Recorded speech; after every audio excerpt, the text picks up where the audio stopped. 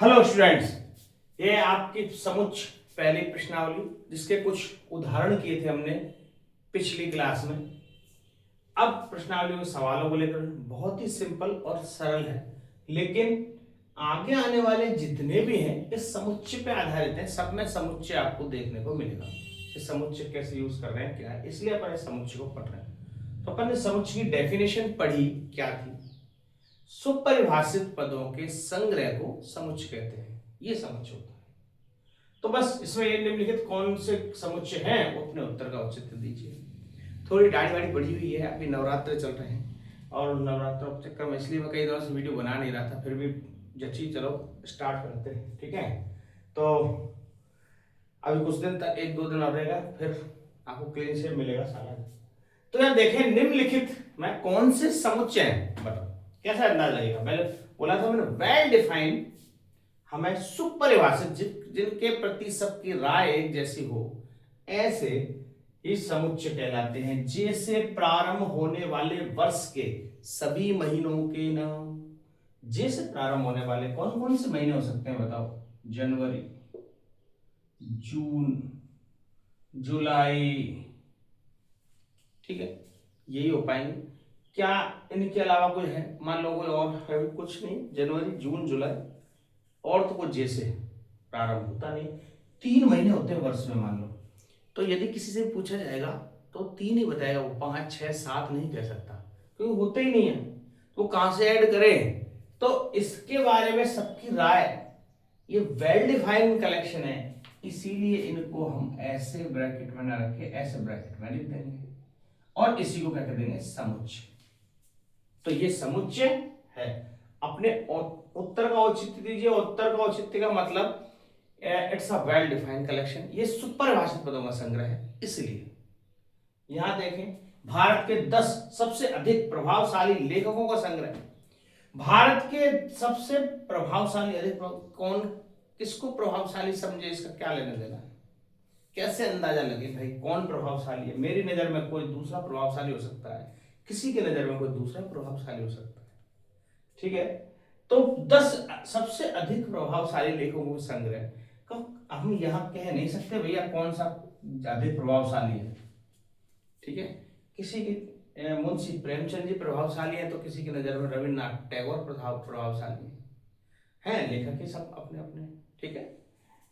तो इसलिए हम ऐसा अंदाजा नहीं लगा सकते इसके बारे में। ये सबके राय अपने अपने स्तर पर अलग अलग हो सकती है, तो ये कभी भी समुच्चय नहीं होगा।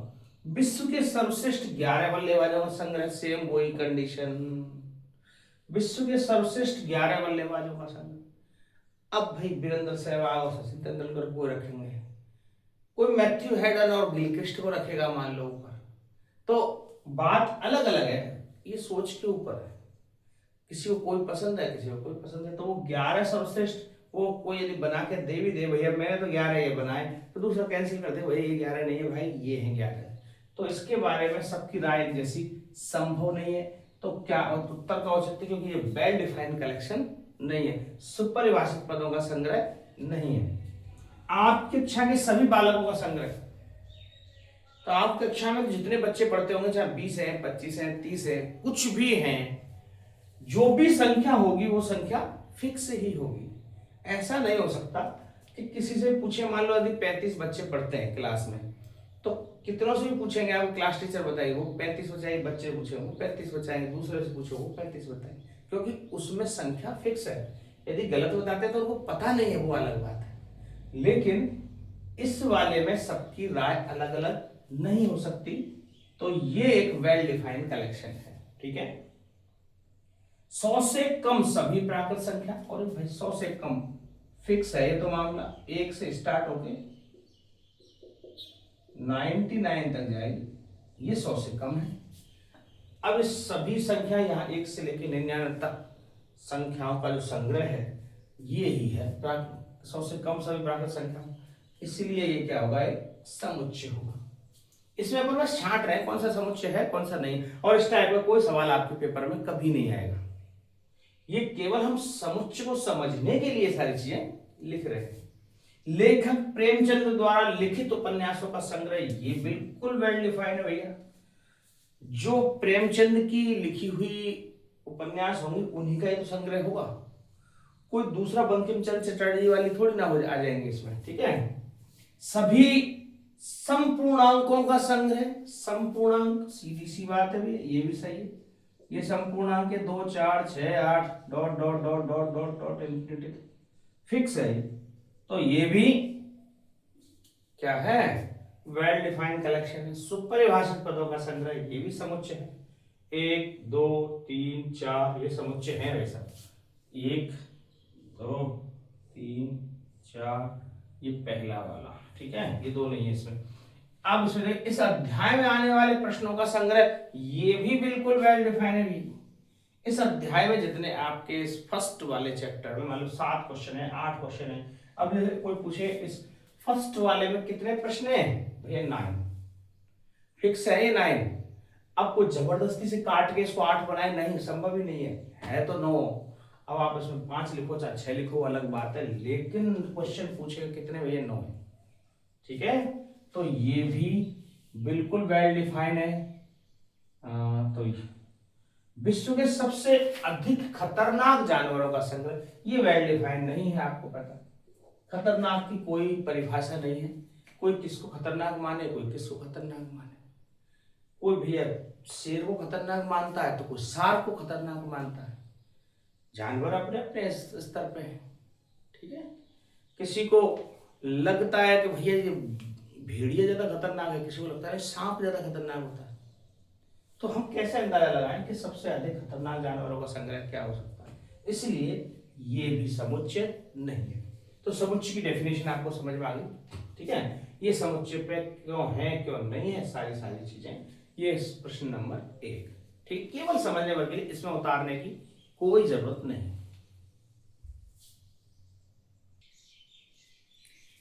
ये एक चिन्ह बताया था मैंने आपको पिछली क्लास में, इस चिन्ह, इसको बोलते हैं बिलोंग्स टू। मैंने ऐसे लिख के बताया था, बिलोंग्स टू। इसका मतलब बिलोंग्स टू ये कि इससे संबंधित है, उसमें है, इस चीज को दर्शाता है। और ये लाइन खींच दी मतलब नॉट बिलोंग्स टू, मतलब इसमें यदि हम ऐसे लाइन खींच देते हैं तो ये हो जाता है नॉट बिलोंग्स टू।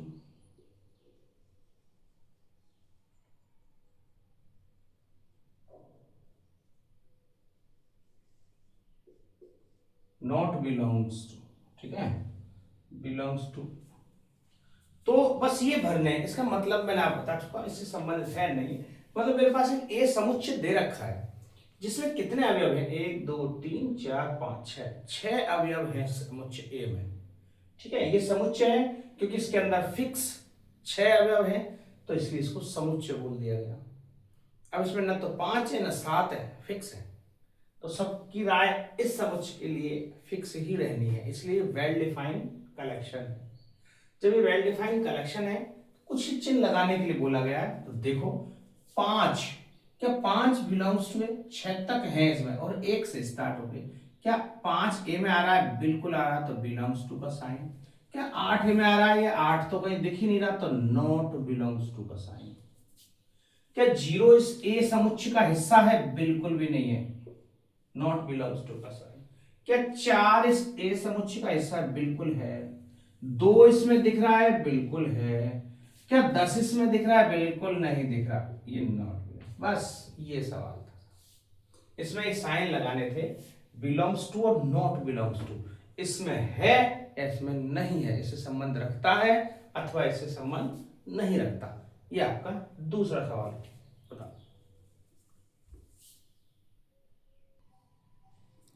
ये तीसरा सवाल देखें, जिस पे मैंने स्टार लगाया। इस टाइप के सवाल जरूर आपको देखने को मिल सकते हैं ऑब्जेक्टिव टाइप क्वेश्चनों में, पार्ट में 1-1 नंबर के जो आते हैं कि निम्नलिखित समुच्चयों का रोस्टर रूप में लिखिए को, ठीक है, इनको रोस्टर रूप में लिखना। तो ये कौन सा तरीका लिखा हुआ है, ये समुच्चय निर्माण रूप है।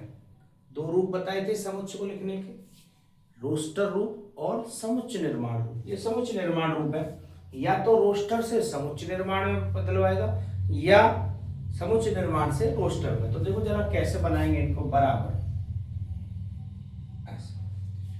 एक्स सच दैट एक्स, एक पूर्णांक है जो -3 से तो बड़ा है भाई और 7 से छोटा है, ऐसा पूर्णांक है तो लिख दो -3 से बड़े बड़े वाले, -3, -2, -1, 0, 1, 2, 3, 4, 5 और 6, 7 से छोटा भी है। अब वो -3 से बड़े -4, -5 नहीं होंगे, ध्यान रखना। संख्या रेखा जब बनाते हैं तो इधर के जितने भी है सब बड़े, तो -3 से बड़ा बोल दिया इसने तो -3 भी नहीं आएगा, -2 ही आएगा, ठीक है। -3 से बड़ा इक्वल का साइन नहीं लग रहा है इस पर, और 7 से छोटा, 7 से छोटा है, -3 से बड़ा है, तो ये हमारे कौन सा नाम है इस समुच्चय का, ए, तो ए बराबर ऐसे लिखा जाएगा। इसका क्या है, ये रोस्टर रूप। इसको देखें, x सच दैट x संख्या 6 से कम एक प्राकृत संख्या है और b समुच्चय है भी, तो इसको देखो apply that b equal to 6 से कम एक प्राकृत संख्या, प्राकृत संख्या n होती है तो 1 से स्टार्ट होती है, 2, 3, 4, 5, 6 से कम बोला है इसलिए 5 पे रुक जाएंगे। 6 तक बोल देता तो फिर 6 भी लिखना पड़ता, ठीक है। तो 1 से 5 तक ये आ गया था इसका roster. x such that x दो अंकों की ऐसी संख्या है जिनके अंकों का योगफल 8 है, मतलब दो अंकों की ऐसी ऐसी संख्या छांटें जिनके अंकों का योगफल 8 हुआ। तो कहां से, पहली वाली लाइन से छांटेंगे। शुरुआत में तो केवल क्या रहते हैं, एक सिंगल डिजिट में, वो दो अंकों की संख्या है नहीं, दो अंकों की संख्या 11 से स्टार्ट होती है, तो 11 में पहली संख्या है 17 जिनके अंकों का योगफल 8 हुआ। अब दो वाली लाइन में आ जाओ, तो यहाँ 1 7 है तो ये 2 6 आ जाएंगे, 26, फिर 35, समझ में आ रहा है, 3 और 5 8, 2 और 6 8, दो अंकों की संख्या बोला है तो जिनके अंकों का योगफल 8 है लिखते चले जाओ, 44, 53, 62, 71, 80, ये ऐसी संख्या है जिनके दोनों अंकों का योगफल 8। बात समझ आ रही, दो अंकों की संख्या बोला है जिनके अंकों का योगफल 8 है, तो ये सारी संख्याओं का कलेक्शन और एक ब्रैकेट में बंद कर दिया। मैंने क्वेश्चन में यही समझ होगा सब सी। इसको देखें जरा, x एक अभाज्य संख्या है जो संख्या 60 की बात करेगी, ये देखो मतलब एक अभाज्य संख्याओं का समुच्चय है जो 60 में भाग जा रहा हो। देखो कौन कौन सी अभाज्य संख्याएं पढ़ा है क्या आपने, अभाज्य संख्या, बहुत से बच्चों को अभाज्य संख्याओं के बारे में नहीं पता होगा। अभाज्य संख्या वो होती हैं जिनके केवल और केवल दो गुणनखंड होते हैं, अभाज्य संख्या की डेफिनेशन, ठीक है। ये इसके बारे में अपन अच्छे से और बताएंगे आपको अभाज्य संख्या, क्योंकि बच्चों ने सबने इसका उल्टी डेफिनेशन सब ऐसे पढ़ी है, जिसका खुद में खुद भाग जाए वो अभाज्य संख्या होती है, ऐसी कोई डेफिनेशन कहीं नहीं लिखी है, ठीक है। तो d बराबर ऐसी संख्याएं जिनके दो गुणनखंड होते हैं, वो दो गुणनखंड भी कैसे होते हैं आपको गुणनखंड का नहीं पता है, तो देखो जरा अभाज्य संख्या कौन कौन सी होती है। जैसे अभाज्य संख्या शुरुआत होती है 2 से, सबसे छोटी अभाज्य संख्या 2, क्या 2 का भाग 60 में जा रहा है, बिल्कुल जा रहा है, तो 2 अभाज्य संख्या है। क्या 3 का भाग 60 में जा रहा है, बिल्कुल जा रहा है, तो 3 एक अभाज्य संख्या है। क्या 5 का भाग 60 में जा रहा है, बिल्कुल जा रहा है, 5 एक अभाज्य संख्या है, हमें पता 12 पंजे 60। फिर 6 का जा रहा है लेकिन 6 अभाज्य संख्या नहीं है, ठीक है। अब और कौन सी अभाज्य संख्या है भैया, और 15 है, 15 चौके 60, 15 अभाज्य संख्या कहाँ है, 15 अभाज्य संख्या 2 3 5 ही हो गए, 2 का जा रहा है, 3 का जा रहा है, 5 का जा रहा है, और तो शायद ही कोई अभाज्य संख्या है जिसका इसमें भाग जा रहा है, ये 3 ही संख्या है और कोई नहीं जाएगी। देखो इसका 60 के जो गुणनखंड है हम कैसे करते हैं, आप समझ लो जरा। 60 के पूरे गुणनखंड कर लो, अपने आप अंदाजा लग जाएगा। 60 के टोटल गुणनखंड बताओ, कोई कह दे 60 के गुणनखंड लिखो, कोई ये कहे, तो बच्चे सब क्या लिखेंगे साहब, 15 चौके 60, 2 गुणा 2 गुणा 3 गुणा 5, ऐसे बनाएंगे इसके गुणनखंड, 2 गुणा 2 गुणा 3 गुणा 5, ऐसे इसके गुणनखंड बनाए जाएंगे। 5 दिए 15 चौके 60 के गुणनखंड। अब आपको पता ही नहीं गुणनखंड क्या होते हैं, ऐसे गुणनखंड नहीं होते। इसके हिसाब से तो आपके कितने गुणनखंड बन रहे हैं, 1 2 3, 2 तो 2 बार आ रहा, 3 ही गुणनखंड बने। क्योंकि ऐसा नहीं, इसके गुणनखंड कितने बनेंगे सुन लो, वो संख्याएं जिनका पूरा पूरा भाग जाए उस संख्या में, वो उसके सब गुणनखंड कहलाते हैं। जैसे 1 का पूरा भाग जा रहा है, 2 का पूरा भाग जा रहा है, 3 का पूरा भाग जा रहा है, 4 का पूरा भाग जा रहा है, 5 का पूरा भाग जा रहा है, 6 का पूरा भाग जा रहा है, और 10 का पूरा भाग जा रहा है, 12 पंजे 60, 12 का पूरा भाग जा रहा है, 15 चौके 60, 15 का पूरा भाग जा रहा है, और 20 तिया 60, 20 का पूरा भाग जा रहा है, और 30 दूनी 60, 30 का पूरा पूरा भाग जा रहा है, और खुद 60, 60 का पूरा पूरा भाग जा रहा है। इतने गुणनखंड हैं इस 60 के, यदि पूछो 1 2 3 4 5 6 7 8 9 10 11 12, 60 के कुल गुणनखंडों की संख्या 12। लेकिन किसी ने पूछा अभाज्य गुणनखंडों की संख्या, तो अभाज्य 2 है, 3 है, 5 है। इसके अलावा अब कोई संख्या अभाज्य नहीं है, तो 2 3 5 केवल अभाज्य संख्या आप पूछिए, तो अभाज्य तो भैया 2 3 5 ही, बाकी तो सारे गुणनखंड तो इतने हैं, लेकिन अभाज्य गुणनखंड केवल 3 ही। ठीक है, ऐसे ट्रिग्नोमेट्री के सभी अक्षरों का समुच्चय, तो ट्रिग्नोमेट्री के सभी अक्षरों का समुच्चय भैया, ट्रिग्नोमेट्री आपने स्कूल वाला जो लिखा था, देखो लिखो इस पे, टी पहला आ रहा है, टी वाला आर लिख लिया, आई लिख लिया, जितने भी अक्षर हैं सबको लिख दो। फर्क सिर्फ इतना बताया था, अक्षर रिपीट नहीं होने चाहिए। Are I ji O N, अब ओ 2 बार आ रहा, दोबारा नहीं लिखेंगे, एम ई, टी चूंकि आ चुका है वो दोबारा नहीं लिखेंगे, आर चूंकि आ चुका है वो दोबारा नहीं लिखेंगे, वाई। समुच्चय की जो सबसे बड़ी बात बताई थी कि अक्षर रिपीट नहीं होते, इसमें कोई रिपीट नहीं हो रहा, देखो संख्या, इसमें कहीं कोई चीज रिपीट नहीं हो रही, इसमें कहीं कोई चीज रिपीट नहीं हो रही, मतलब रिपीट नहीं हो सकता। समुच्चय की 2 बातें बताई थी, तो क्या होता है, रिपीट नहीं हो सकता कोई, एक इसमें क्रम कोई मायने नहीं रखता है।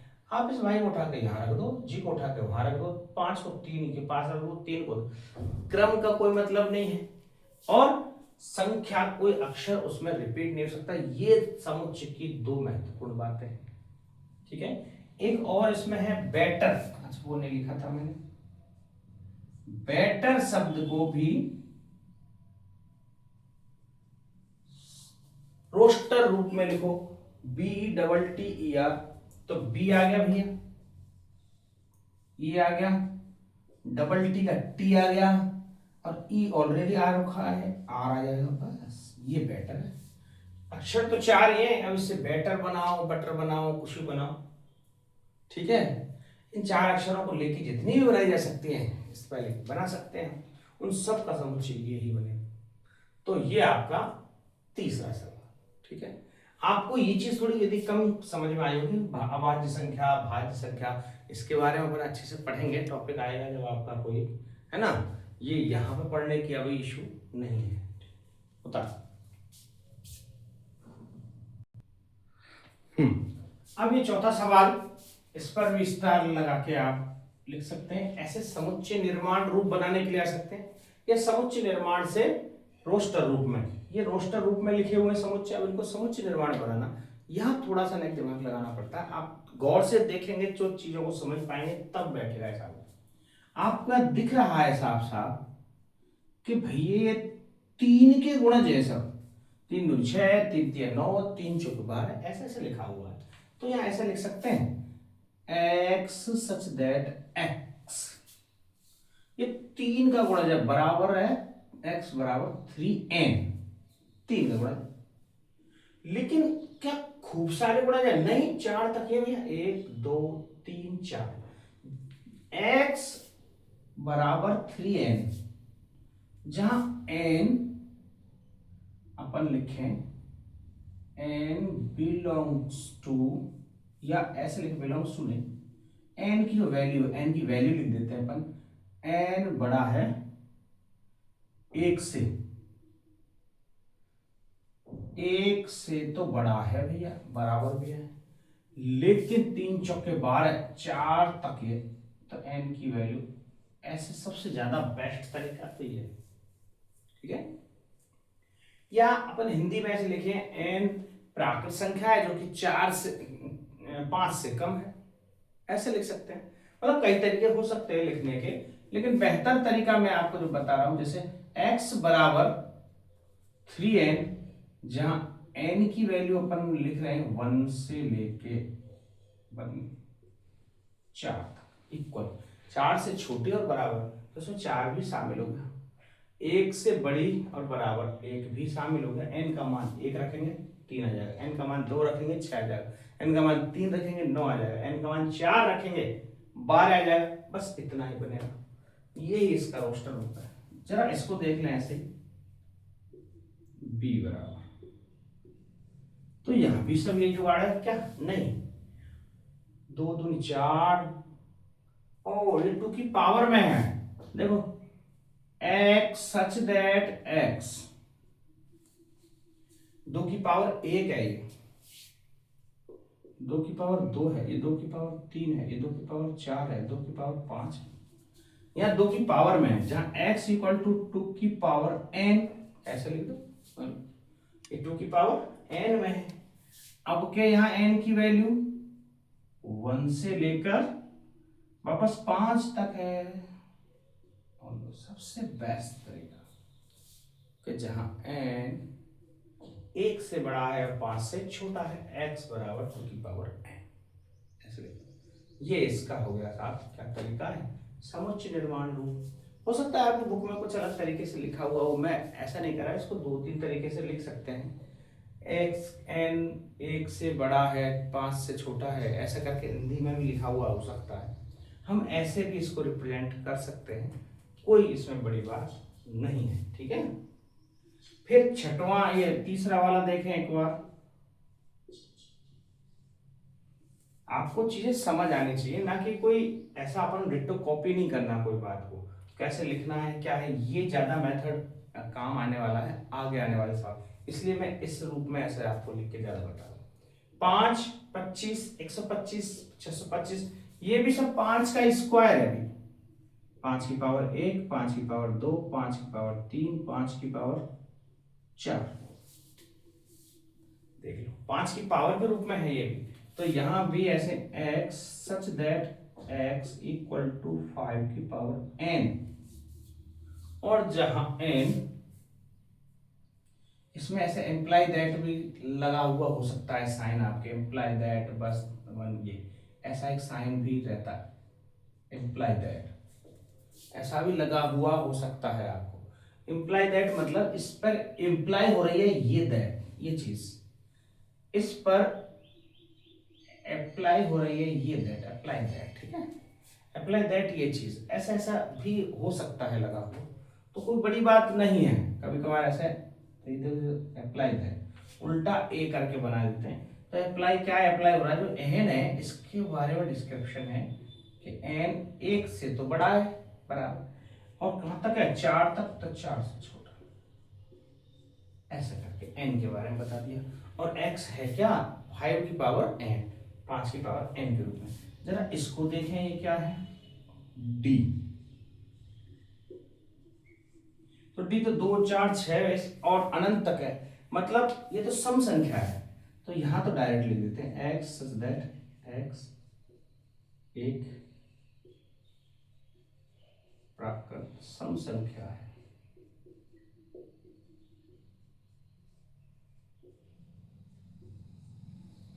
प्राकृत सम संख्या है, बस ऐसे लिख दिया। अब इसमें कोई दिक्कत नहीं, सम है, 2 4 6 8 10 सब 2 के वो उसमें आ रहा है, सारे सारे सम संख्या है। यहाँ देखें जरा गौर प्रमोद क्या आ रहा है, 1 4 9 और फिर 100 तक है।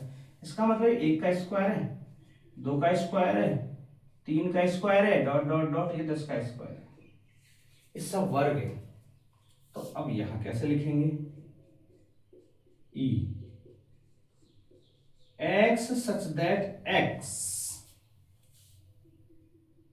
ठीक है, बराबर क्या है एक्स, एन स्क्वायर, एन का स्क्वायर है, अप्लाई दैट, जहां एन 1 से तो बड़ा है बट 10 से और बराबर, 10 के बराबर और छोटा है, ये बराबर और छोटा का साइन लगा, ठीक है। तो 10 तक है, 1 से लेके 10 तक है, और जहां x क्या है एन स्क्वायर, सबका वर्ग है, ये दे रखा साहब इसका समुच्चय निर्माण रूप, ठीक है। ये बहुत अच्छे सवाल है, लेकिन आप ये उतार लीजिए। चौथा क्वेश्चन,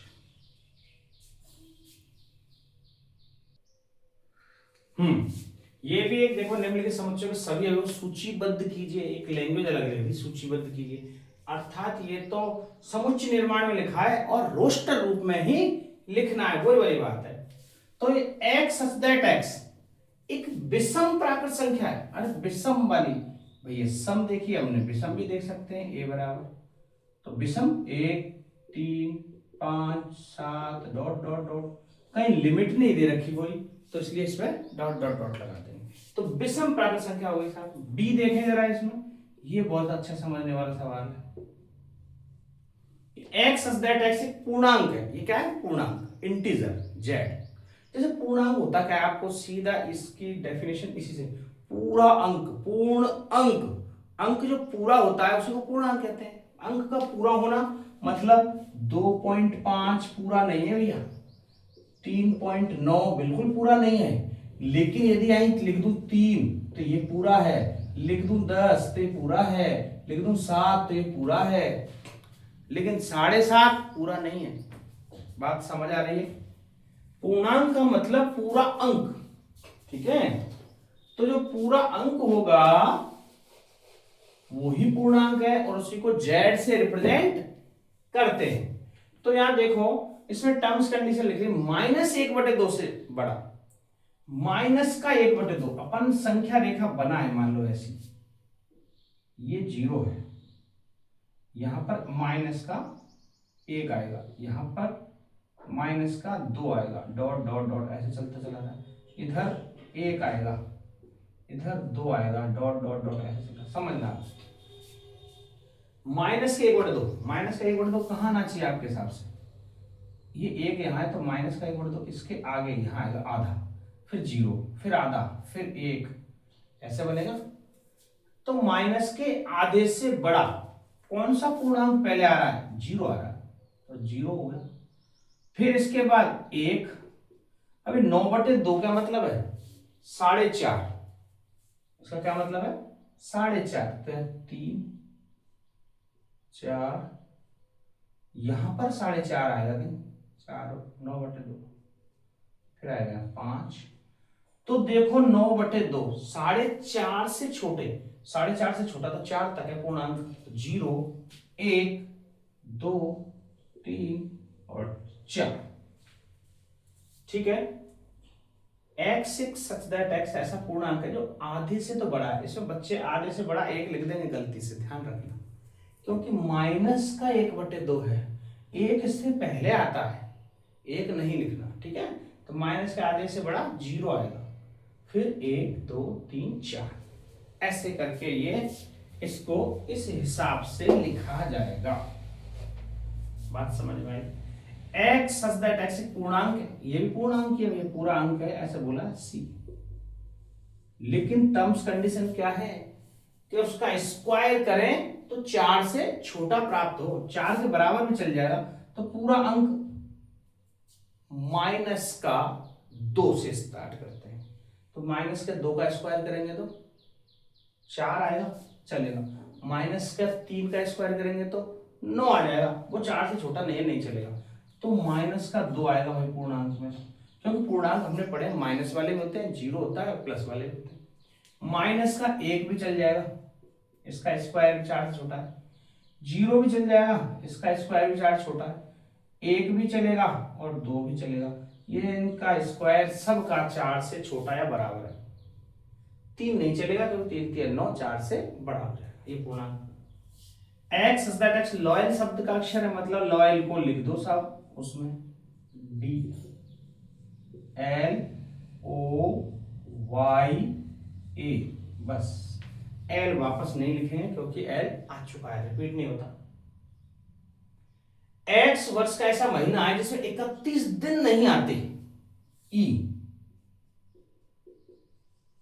31 दिन कौन कौन से में नहीं आते भाई? जनवरी में तो आते हैं, फरवरी में नहीं आते, एफ लिख दो सब फरवरी। मैं ये ऐसे शॉर्ट लिख रहा हूं, आपको ऐसे पूरा लिखना है फरवरी, एफ नहीं लिखना, वहां लिखना है फरवरी। मेरे रजिस्टर में आएगा नहीं, इसमें बोर्ड में आपको पूरा लिखना है, बस ये केवल समझाने मात्र के हैं, तो इसलिए फरवरी में 31 नहीं आते, मार्च में तो आते हैं, अप्रैल में नहीं आते, ये लिख दिया। मई में फिर 31 आएंगे, जून में नहीं आते, जे लिख दिया। जुलाई में फिर से 31 आ जाएंगे, अगस्त में फिर से 31 आ जाएंगे, सितंबर में नहीं आएंगे, जुलाई अगस्त दोनों 31 के होते हैं। फिर अक्टूबर में 31 आ जाएगा, नवंबर में नहीं आएगा, फिर दिसंबर 31 हो जाएगा।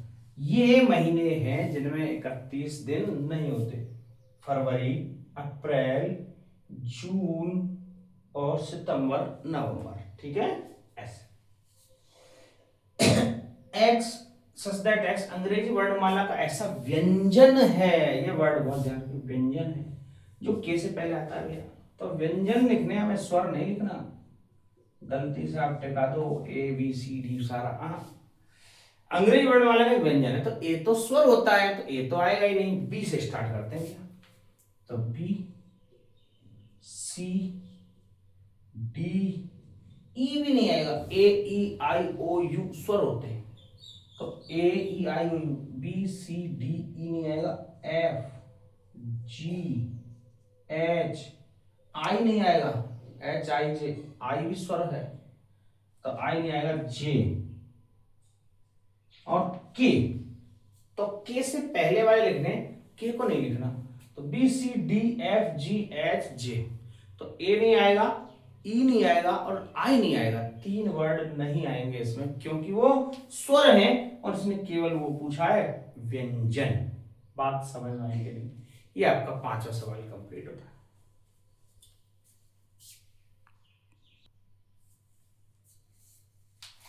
ये आपका लास्ट 6वां सवाल देखें कि बाईं ओर रोस्टर रूप में लिखें और दाईं ओर कुछ समुच्चय निर्माण रूप में लिखें, जो मैंने नहीं लिखे, आपकी बुक में लिखे हुए, काफी लंबा चौड़ा सिस्टम है पर सरल चीज ऐसे बस सही मिलान करना है। आप देखो 1 2 3 6 कैसे उसको सही साबित करने वाली कौन संख्या है, तो ये देखिए एक्स सच दैट एक्स अभाज्य संख्या है, 6 से भाजक है, तो देखो क्या है, एक अभाज्य संख्या है और 6 की भाजक है भैया, तो क्या ये है क्या सही मामला?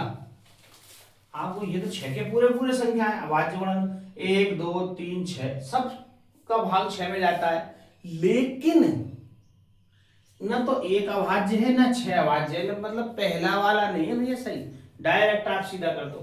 इसमें अभाज्य तो 2 है, केवल 2 और 3, और वो 2 और 3 यहां दिख रहे हैं, तो ये इसको मिलान करेंगे ए के साथ में।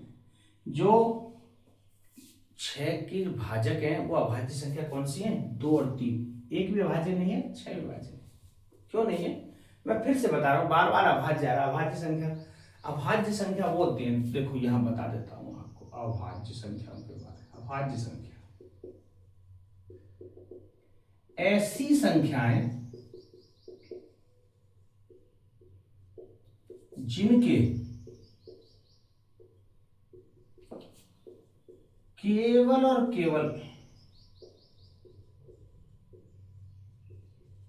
2 गुणनखंड हो। इस केवल और केवल पर ध्यान देना, केवल और केवल 2 का मतलब होता है न तो 2 से कम और ना तो 2 से ज्यादा, अभाज्य संख्या। और भाज्य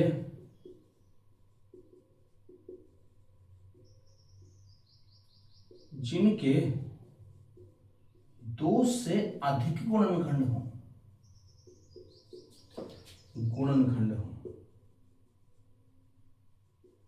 वो भाज्य होती है भैया। 2 से अधिक जिनके गुणनखंड है। अब गुणनखंड क्या होते हैं वो मैं आपको बता रहा हूं। जैसे 6 एक संख्या, कोई पूछे भैया इनके गुणनखंड बताओ। गुणनखंड वो चीज होती है जिन ऐसी संख्या जिसका 6 में पूरा पूरा भाग चला जाए।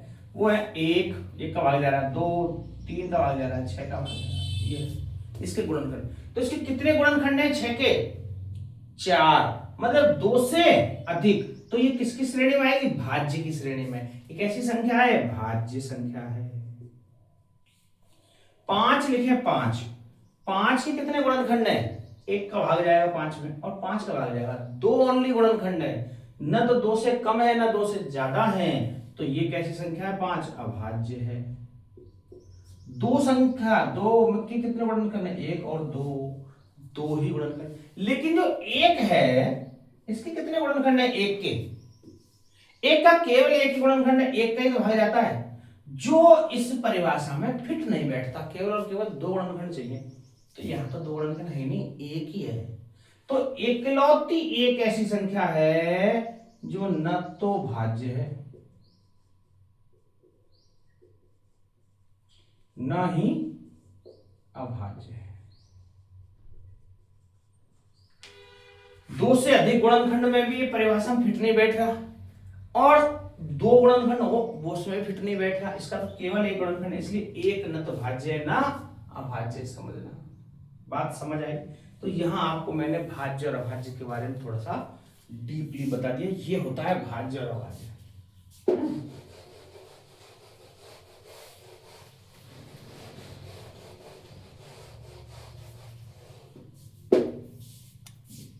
तो यहां देखें, दूसरे में ए आ गया, x x 10 से कम एक विषम प्राकृत संख्या है। 10 से कम विषम, ये रही, इसमें आ जाएगा b।